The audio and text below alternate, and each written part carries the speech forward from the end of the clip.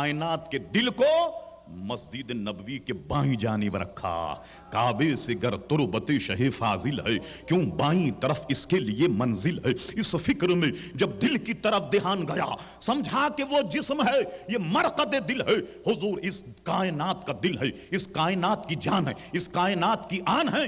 اور اس کا مختصر ترجمہ اعلیٰ حضرت امام اہل سنت مجدد میت حاضرہ صاحب الحجت القاہرہ مؤید ملت طاہرہ مولانا شاہ احمد رضا خان فاضل بریلوی رحمت اللہ علیہ یوں فرماتے ہیں کہ انہی کی بو مایہ سمن ہے, انہی کا جلوہ چمن چمن ہے, انہی سے گلشن مہک رہے ہیں, انہی کی رنگت گلاب میں ہے.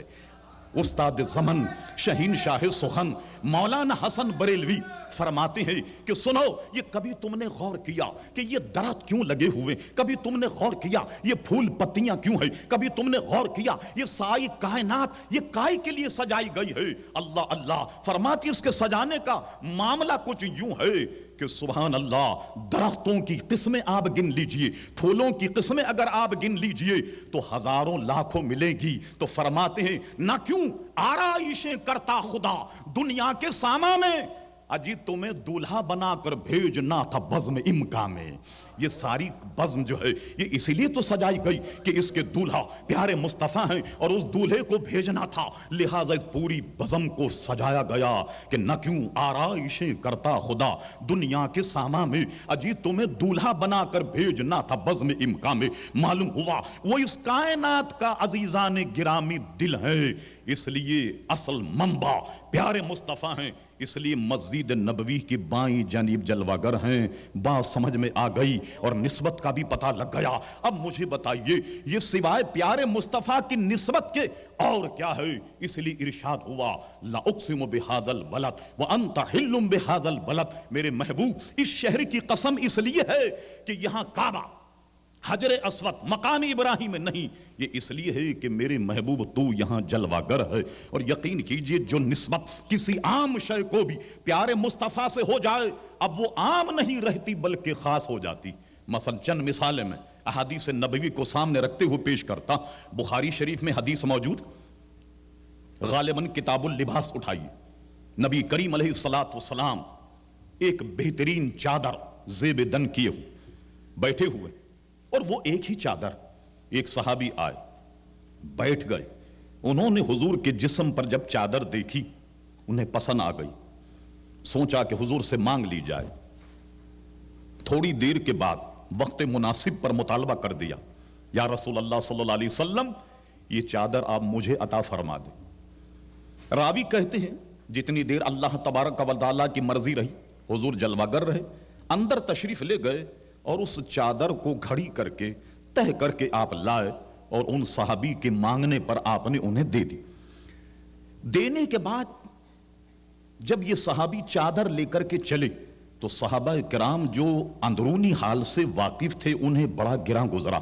ایک تو یہ کہ حضور کے پاس ایک ہی چادر ہے, اس کے علاوہ آپ کے گھر کوئی اور چادر نہیں, اور یہ بھی انہوں نے مانگ لی. انہوں نے چادر لینے والے کو پکڑ لیا, کہ بڑی افسوس کی بات ہے, تم جانتے ہو کہ حضور کے پاس ایک ہی چادر, اور یہ بھی جانتے ہو کہ حضور کسی سائل کے سوال کو مسترد نہیں کرتے.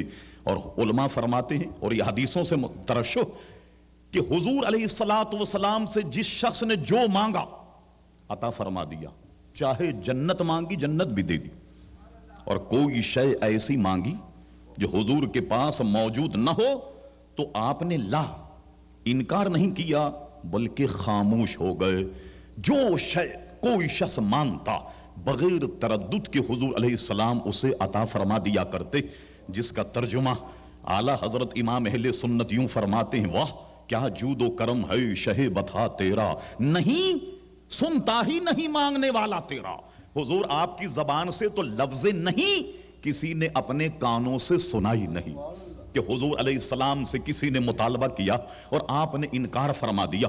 کہا یہ بھی تم جانتے ہو کہ حضور کے پاس ایک ہی چادر, اور یہ بھی تم جانتے ہو کہ حضور صلی اللہ علیہ وسلم کسی کے مطالبے کو مسترد نہیں فرماتے اور عطا فرما دیتے. تو چاہیے یہ تھا کہ تمہیں چادر مانگنی نہیں تھی, تم نے چادر مانگ کر غلطی کی. انہوں نے کیا کہا سبحان اللہ, انہوں نے اپنا مسئلہ بتایا.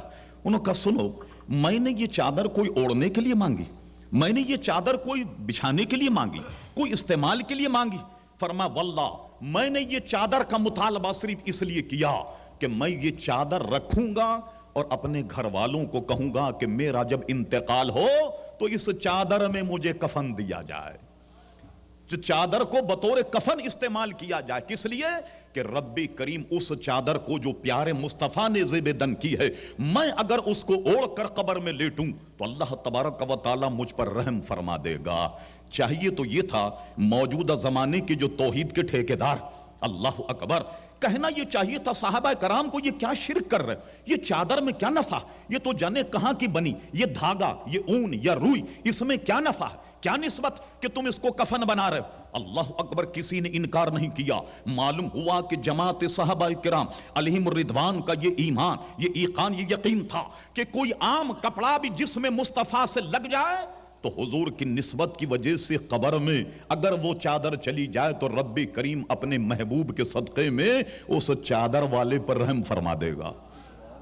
چادر لے کر کے گئے، اور اسی بخاری میں اسی روایت میں ہے، راوی کہتے ہیں جب وہ گئے اور ان کی گویا یہ تمنا تھی کہ ان کو چادر میں کفن دیا جائے، فی الواقع ایسا ہوا کہ ان کا وصال ہوا، ان کا انتقال ہوا، اور انتقال ہونے کے بعد میں اس چادر میں انہیں کفن دیا گیا جو ان کی خواہش تھی۔ اور اسی کو امام بخاری نے نقل کیا کہ ایسا ہوا کہ ان کا وصال ہوا، وہ چادر رکھی رہی اور اس چادر میں ان صحابی کو کفن دیا گیا۔ اس سے معلوم ہوا کہ صحابہ کرام علیہم الرضوان کا بھی یقین تھا کہ چادر اگر جسم مصطفیٰ سے مس ہو جائے تو وہ چادر عام نہیں رہتی بلکہ وہ بھی بڑی با کرامت بن جاتی۔